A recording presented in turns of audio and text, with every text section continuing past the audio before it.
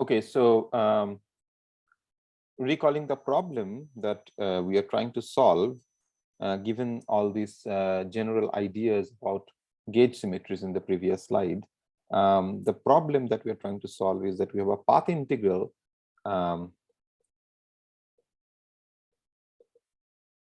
which takes the form dx from I to f and then d lambda, and some integrand which depends on both x and lambda. And as I argued just in the previous slide, that it's supposed to give you a overall volume, we have to divide it by the volume. I'm just putting v below lambda. We will see what the reason is, but this is at the face of it, this is the problem that we're trying to address. So the total space of paths, like so the space of let us consider the total space of paths, space of x mu of S, we call that space curly f, and then the space of lambda of S, let us call it sigma. So the entire space over which this path integral is being carried out is curly f cross sigma. It is the product of these two. And so let us look at the action of reparameterization on both these two spaces. So under S going to S prime, which is equal to f of S, some function of S, x mu of S goes to x prime mu of S prime, which is same as x mu of S. It's a scalar field in one dimension, and lambda S, as we have calculated earlier, goes to lambda prime S prime given by lambda S divided by f dot of S. So so from this transformation we see that there is no direct involvement of f, and therefore we cannot choose the reparameterization to restrict forms of the scalar field. Okay, so this is okay. So this means this transformation implies that functional form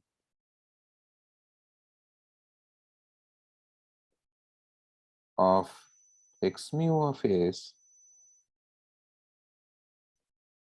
cannot be restricted by choosing f of S.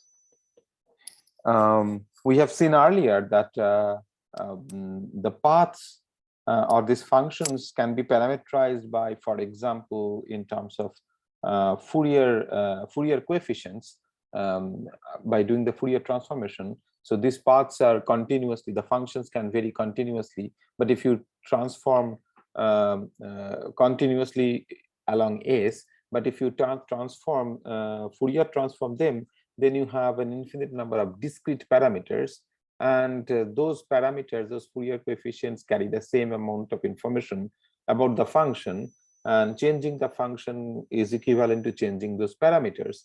And there exists a particular parameterization of these scalar functions where the Fourier where the parameterization is independent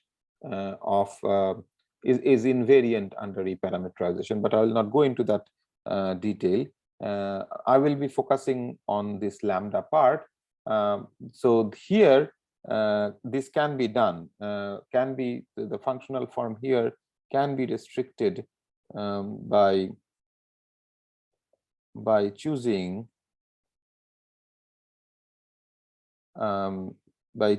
f of S properly. suitably.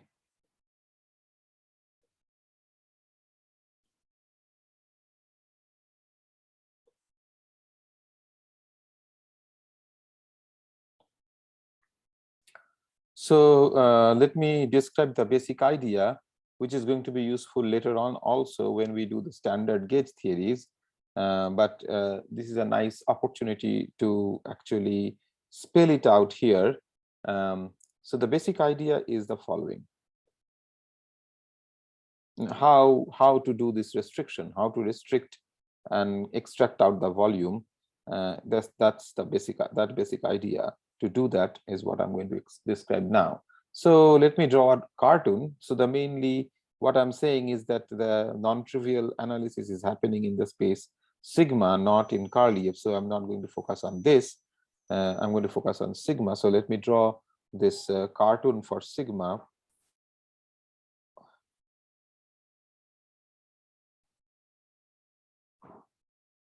And so if you start from a particular point, so this is sigma, and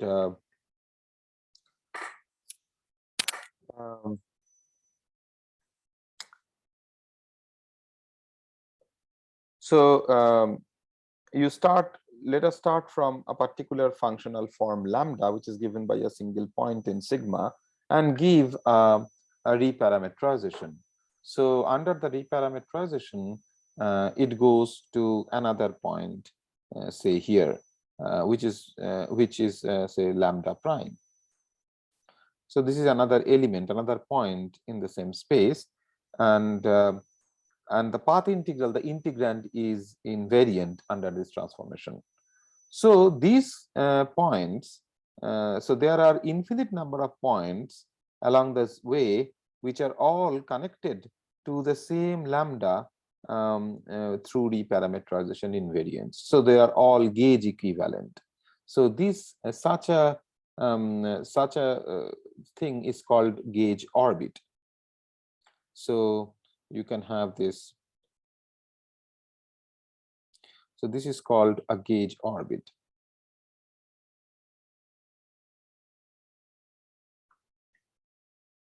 However, in general, there will be other points, the other points in the space where you cannot reach by giving a gauge transformation, by giving a reparametrization on lambda. So there can be other points.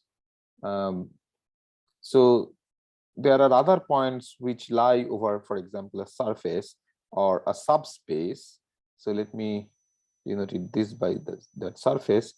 This the property of this is that the points here are all gauge inequivalent with lambda, which means you cannot find a reparametrization that will take lambda to any of these points.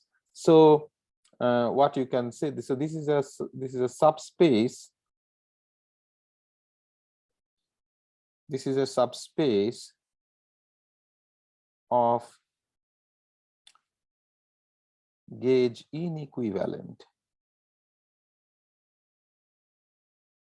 configurations. Now, so this means that sigma is a space which cannot be connected completely by reparametrization. So that, which means it's not possible to connect all points by reparametrization. If sigma is that kind of a space where it is not possible to connect all the points by reparametrization or gauge transformation, then there will be a slice, there will be a subspace like that where these points lie, which are all gauge inequivalent. This is called a gauge slice. Now, from each point on this slice, you can do the reparametrization just like on lambda. You could give reparametrization on each of these points and generate, gauge orbits of these corresponding points. So they will go under gauge transformation, they will move. So if you perform the gauge transformation on the entire slice, the slice itself will move. So so that means the gauge slice, the choice of the gauge slice is not unique. There are infinite number of choices that you can make. All are good. The good gauge slice means that you have to choose a subspace and make sure that no two different points on that space can be connected by gauge transformation, reparameterization in this particular case. So you can choose a particular gauge slice and give gauge transformation to all points. We will arrive at an equivalent and another gauge slice, which is also okay, and you can do calculations using that gauge slice. You do not have to respect that initial gauge slice. In fact, what you have to do is that for every single gauge orbit, you have to choose one point separately. So the initial gauge slice could also be chosen in a completely different manner. All you have to make is sure that you choose one point from every gauge orbit.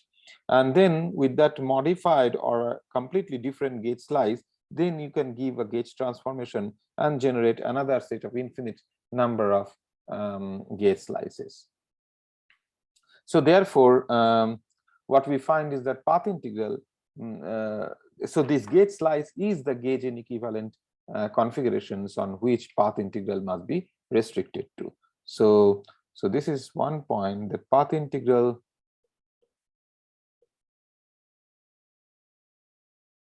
must be restricted to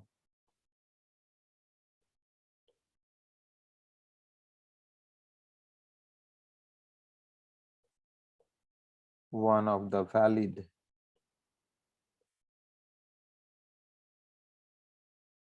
gauge slices. And and if you do the integration, there is a part in the free integration without any restriction. If you do that integration d lambda, then the part of the integration that is being performed along these orbits, that part, since these are gauge transformation, and because the integrand is invariant under gauge transformation, so you are integrating I x lambda over this slice. This is a non-trivial part of the integration, but along these directions, when you integrate, this integrand does not change, and therefore you will get a volume of this is transverse space. Volume of the transverse space will become as a multiplicative factor. That is the result of the integration. So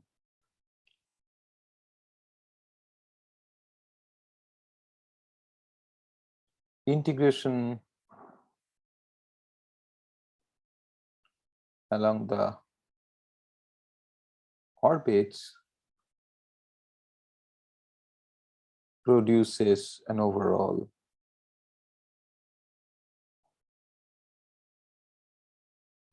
volume factor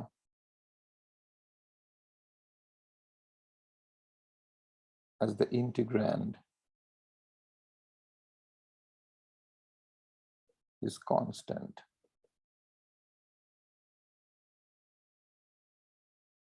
Along the orbits, right?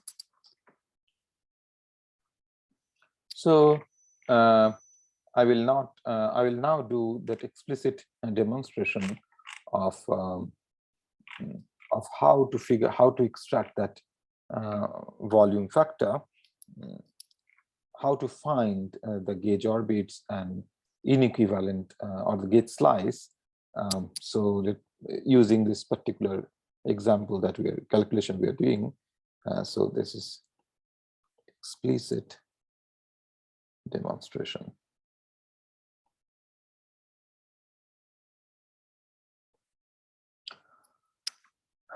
So to do that, we have to more closely look at this space, and this space means each point is a function.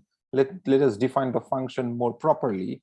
When you define a function, you first define the domain of the function. So define domain of functions.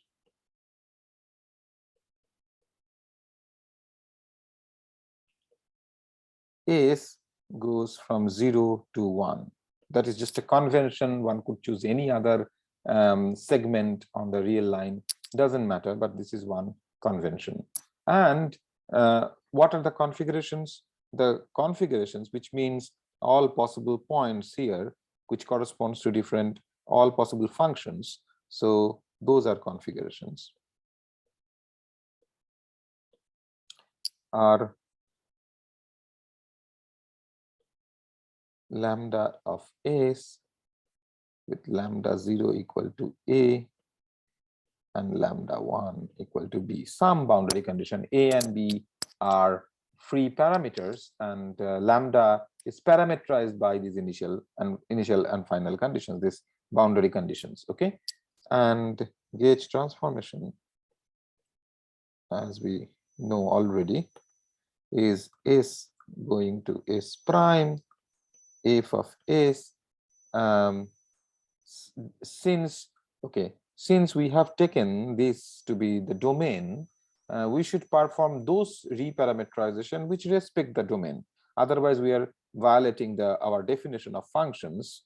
Then the analysis will be more complicated, and we have to keep this domain fixed. So therefore, whatever the new S prime that we are getting here should also go from 0 to 1, which means that f of 0 should be 0 and f of 1 should be 1.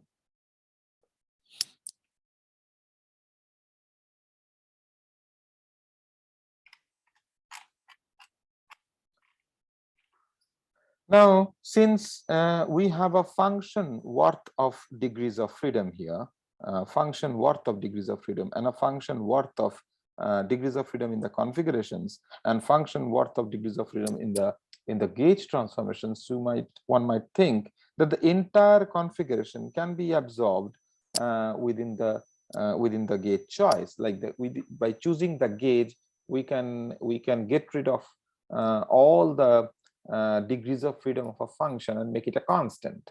Yeah, so that one could expect that. So if that happens, so okay, so both of them, how do I write?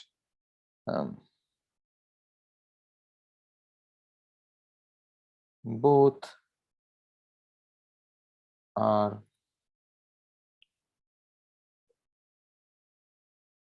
each one has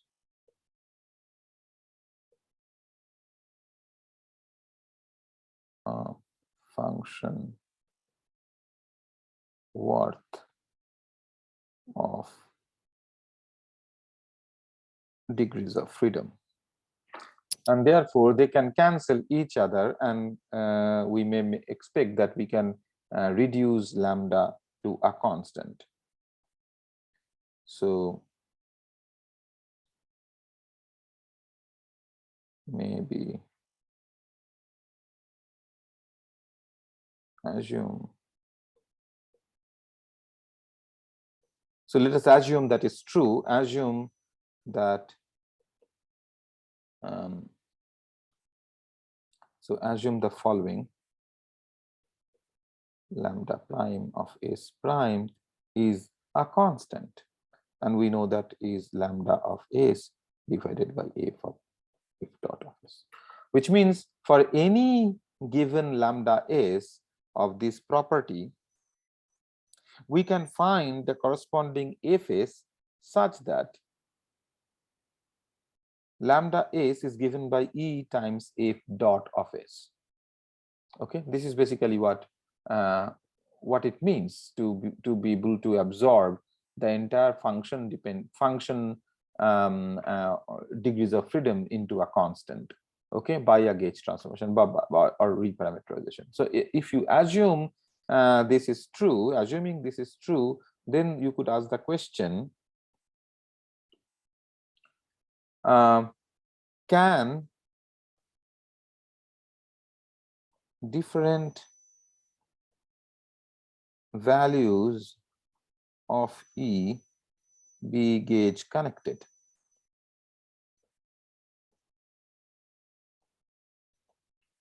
Basically, what I'm saying, what it means is that because of the reparameterization invariance, the entire paths space is reducing to a real line. So E is like uh, E goes from 0 to infinity. E is a positive real number.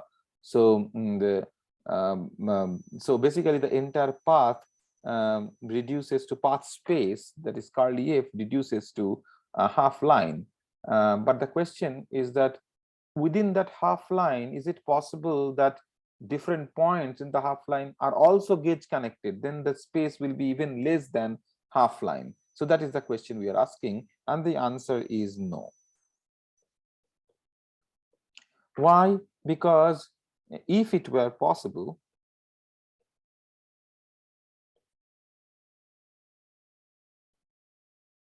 then we will be able to write E prime to be equal to E divided by F dot of S for some F.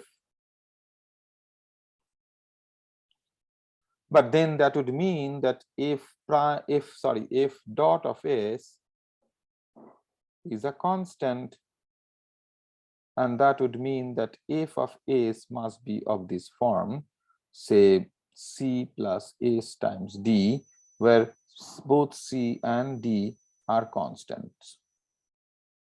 This is the only possibility, but boundary condition that F of 0 equal to 0 and F of 1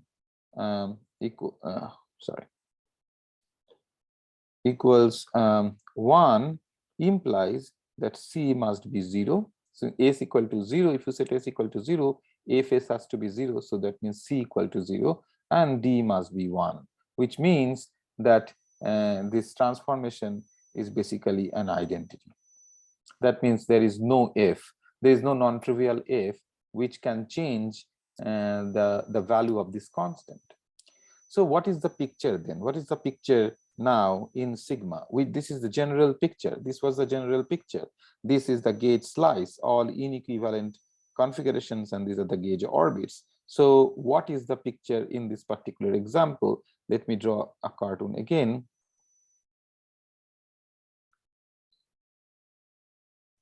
What you have is the gauge slice is basically a half line.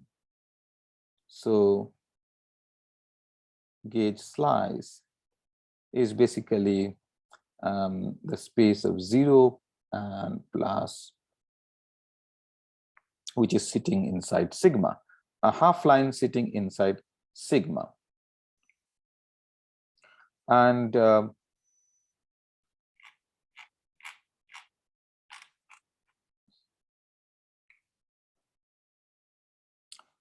therefore that would mean that this is thus half line. It goes from 0 to infinity, and from every point on this, you see, if you would give a gauge transformation, so this is the space of lambda, right? From any point on this line, if you give a gauge transformation or reparameterization, it goes in these transverse directions, radially outward. It is like a cylindrical structure, right? And in fact, you could choose another gauge slice which are given by some non-trivial looking functions. This is not a constant. If this is a constant line, these are a function line. So these points correspond to some functions, but those functions can be absorbed and can be made constant, and then the point will lie on this, and each point from here will be connected to this by some gauge transformations, because these are must be gauge orbits. Okay, these are the gauge orbits. So this is the structure that we get. So basically it means that so when we do the path integral, a complete free integration over the entire space, these integrations, if you take the integrand to be gauge invariant, like invariant under reparameterization, then when you do the integration along these directions, okay, so you can take the entire space and put some coordinate system in it, and choose the coordinate system such that one coordinate is E and the other coordinates are along these blue lines. So when you integrate along those coordinates, the integrand remains invariant, and therefore it becomes a volume factor. Therefore, for any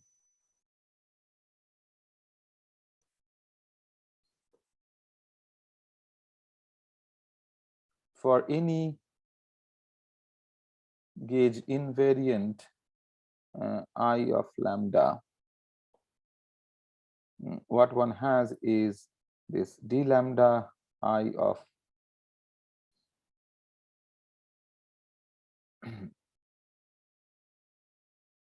I of lambda is this volume factor times the integral along the gauge slice, which is dE 0 to infinity I calculated for this configuration, a constant configuration. But then there is also an additional factor m of E. So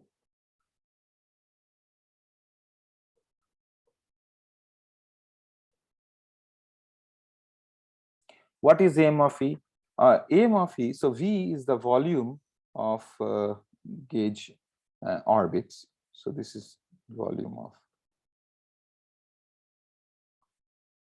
gauge orbits. And this m of E is the measure factor. What is this measure factor? You see, initially, when you start out with a space like this, then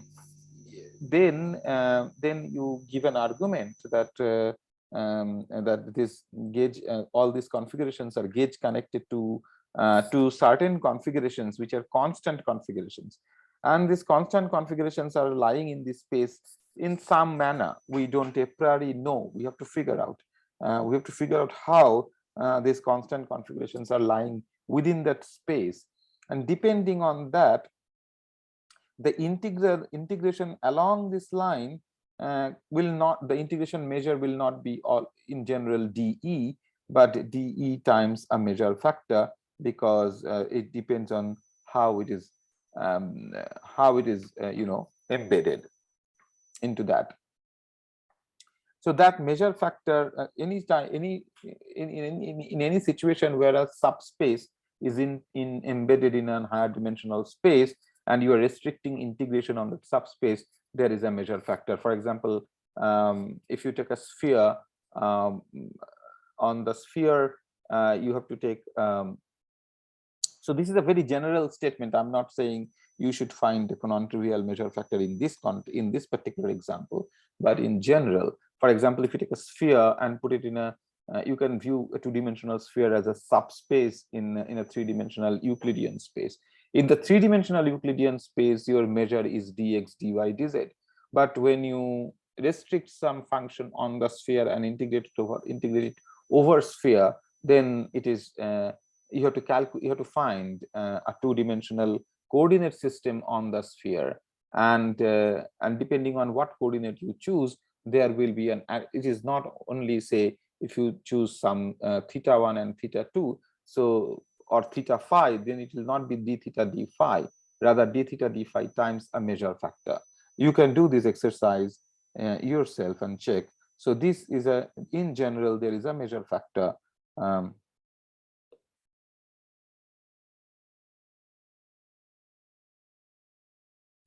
arising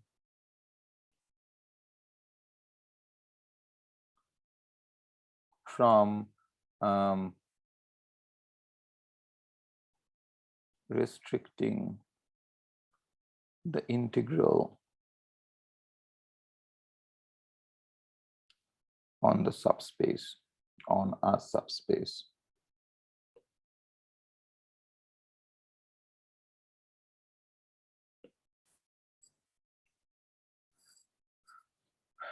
Okay, and Now, what happens is that there exists technique,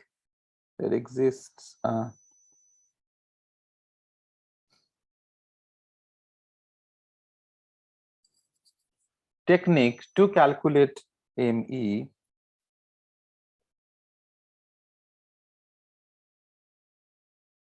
which we shall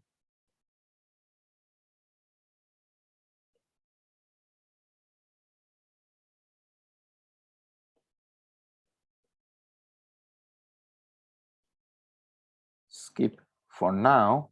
We will come back to it when we do gauge non-abelian gauge theory. Oh my goodness. And we will do the details of that. We will go through the details of that technique. Now,